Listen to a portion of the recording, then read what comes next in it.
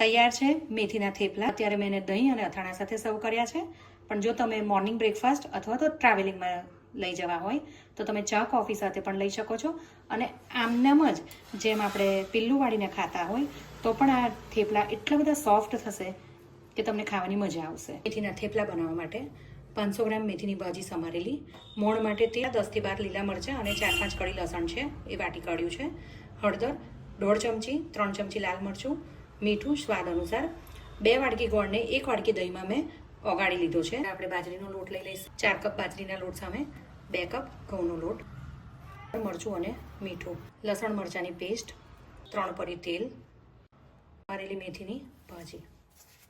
હવે બધું મિક્સ કરી લઈશું બરાબર। હવે દહીં અને ગોળનું જે મિશ્રણ બનાવ્યું હતું એ થોડું થોડું કરીને એડ કરતું જવાનું અને લોટ બાંધતો જવાનો। જરૂર પડે તો પાણી પણ ઉમેરી શકાય। આ રીતનો લોટ બાંધવાનો, કઠણ નહીં અને બહુ નરમ નહીં।